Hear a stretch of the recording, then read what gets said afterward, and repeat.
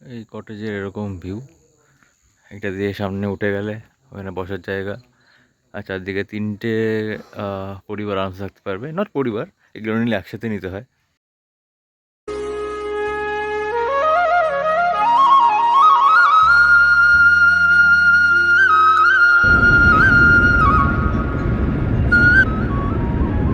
ঘড়ির কাঁটায় তখন প্রায় দুপুর 12:30 ছুঁই ছুঁই।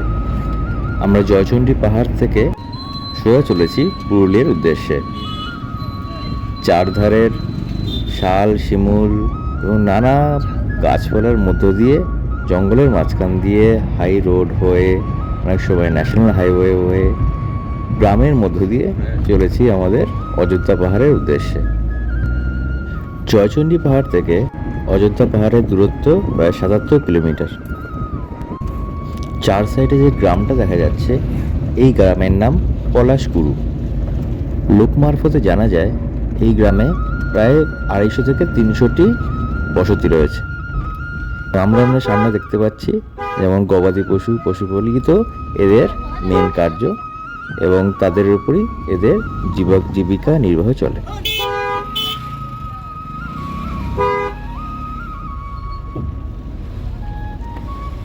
পলাশকুরুর পর এখানে পড়ছে যেমন লক্ষণপুর, বারাসনি, এবং তার থেকে কিছুটা প্রায় ৩০ কিলোমিটার যাওয়ার পর কাতরা, গোলকুড়া, আমজোড়া এবং ছারহা।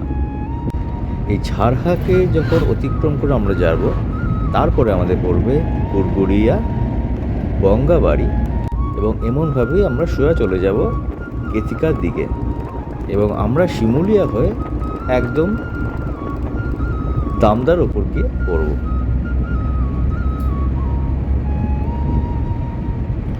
তো এখন আমরা উমরা হয়ে ডান দিকে হনুমান মন্দিরকে সাইডে রেখে এগিয়ে গেছি।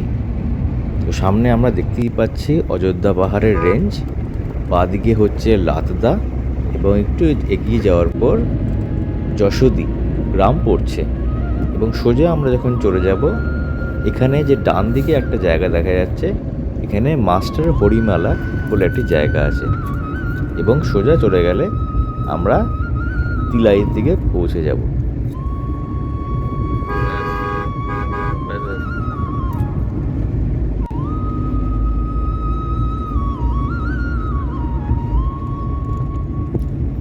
তিলাইয়ের পরে আমরা এখন যে রাস্তা দিয়ে চলেছি সেইটা হচ্ছে জারকা বলে একটি গ্রাম, এবং পিছনে ফেলে এসেছি আমরা দারুন্ডি বলে একটি গ্রামকে।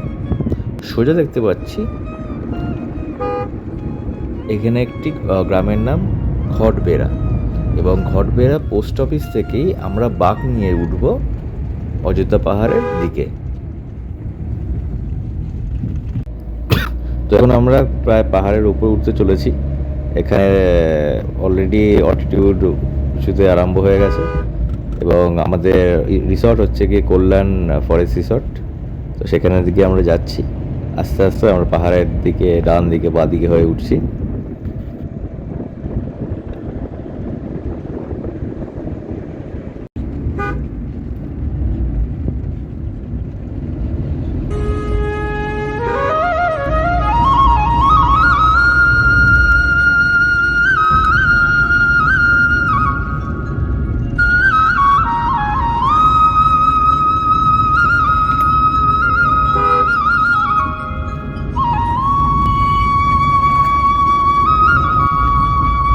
তো রাস্তার পাশে বাঁদিকের ফলক থেকে আমরা চিনতে পারছি বা বুঝতে পারছি যে অযোধ্যা হিলটপ থেকে আমরা 15 কিলোমিটার, এবং বামনি ফলস থেকে 13 কিলোমিটার, এবং দুর্গা ফলস থেকে 15 কিলোমিটার আমরা দূরে আছি।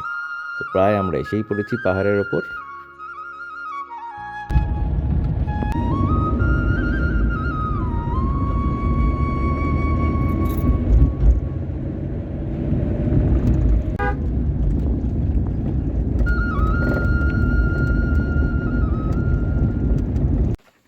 তো আমাদের এখন চেক ইন হয়ে গেছে। তো এখন আমি যাচ্ছি যে আমাদের ঘরের উদ্দেশ্যে। তো এটা হচ্ছে আমাদের রুম, এই যে এটা হচ্ছে আমাদের এন্ট্রান্স। এখান থেকে ঢুকলাম, ঢোকার পরে এটা খাট, এখানে সুন্দর করে তোয়ালে দিয়ে, এটা কি, এটা প্রজাপতি করেছে। এই হচ্ছে বেড, এই হচ্ছে দুটো চেয়ার, এই একটা কভার দিয়েছে। এই সরে যা বাবা, এই তো লাগাতেই করতে গেলেই নড়ে। যাই হোক, এই আটটা খাট, এ হচ্ছে গিয়ে একটা ল্যাম্প দিয়েছে, আর এই হচ্ছে বাথরুম। বাথরুমটা বেশ ঠিক আছে, পরিষ্কার।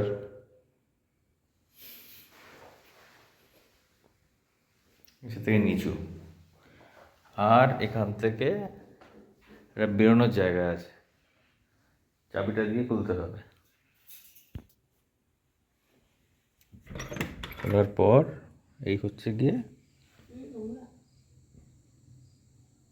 একটা বারান্দা, বারান্দাটা একটু নোংরা হয়ে আছে। এদিকে যদি আসি, এদিকে পেছনের ভিউ জাস্ট, অযোধ্যার রেঞ্জটা পুরো দেখা যাচ্ছে। যদি আমরা হিলটপে আছি তো এখানে তো রেঞ্জ দেখতে পারবো না, সূর্য ডুবতে যায়। ঠিক আছে, একবার ফ্রেশ হয়ে এরপর চারপাশটা ঘুরিয়ে দেখাবো। তো এখন বাজে প্রায় সাড়ে তিনটে, সূর্য সাড়ে তিনটেতে এই অবস্থা হিলটপে। এবং এখানে আমাদের আজকে রিসর্ট হলো কল্যাণ ফরেস্ট রিসর্ট। এটা যদি দেখাই রিসর্টটা, এই হচ্ছে ডান দিকে হচ্ছে গিয়ে, সরি বাঁদিকে হচ্ছে গিয়ে রিসেপশন, এটা রিসেপশন, ওখানে খাওয়ার জায়গা।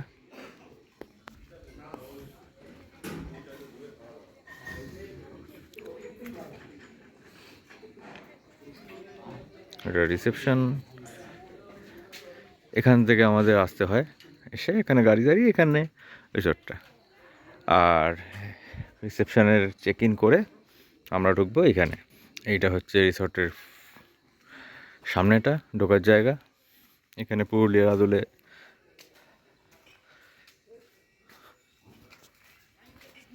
মাটির ঘরের মতন করেছে, মাটির ঘর না কিন্তু ওরকমই উপরে চালা দেওয়া, এখানে আঁকা, ঐতিহ্যটাকে বজায় রেখেছে। এখানে কতগুলো গাঁদা চারা বসানো হয়েছে, শীতকাল আরও যখন ডিসেম্বর নাগাদ আসবে তখন সেটা ফুলে পরিণত হবে, ভালো ফুল দেখবে।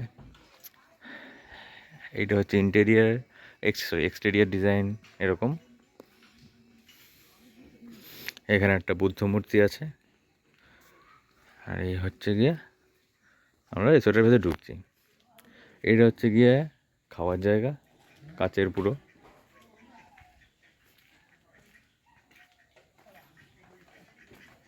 এখানে একটা হাঁস দৌড়ে দৌড়ে আছে, এখানে হাঁস, হ্যাঁ আছে।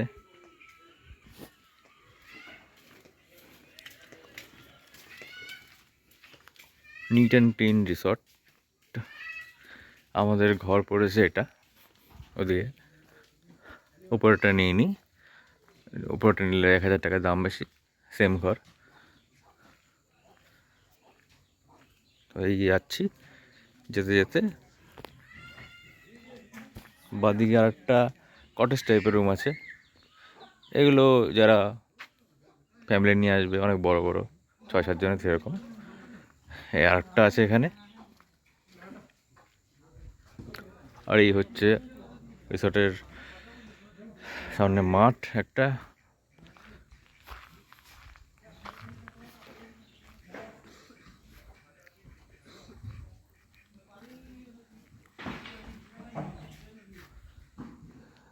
এই হচ্ছে ভিউ। রাত্রিবেলা বারবিকিউ এগুলো সব এখানে জ্বালিয়ে করানো হয়। ওখানে আছে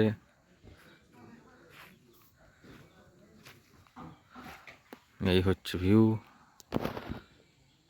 সূর্য পুরো ডুবতে যায়। আর এই হচ্ছে একটা কটেজ, আর এগুলো হচ্ছে বড় কটেজ।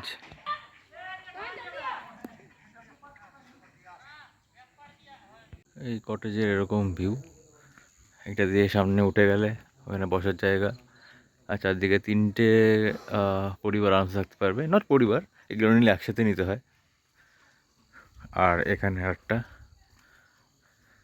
কটেজ।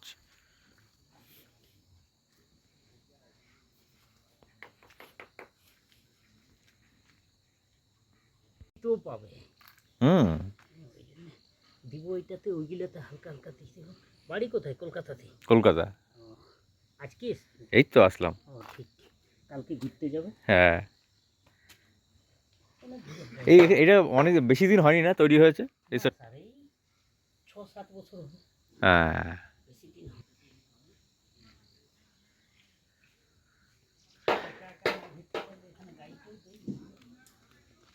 হুম, গাড়ি আছে।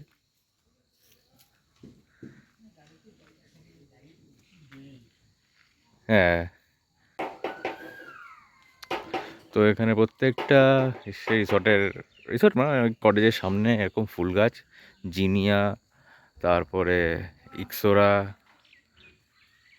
এখানে জবা ঠিক আছে, খুব সুন্দর ভাবে সাজানো।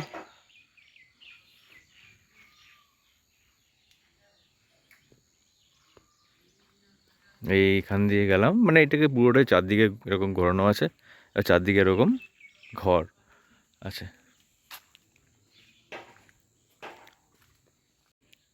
প্রত্যেকটা ঘরে একটা করে নাম আছে, মানে এটা কুসুম রেখেছে এই ঘরটা।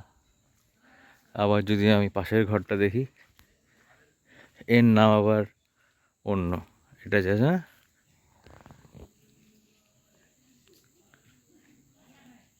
ছায়া, ছাও।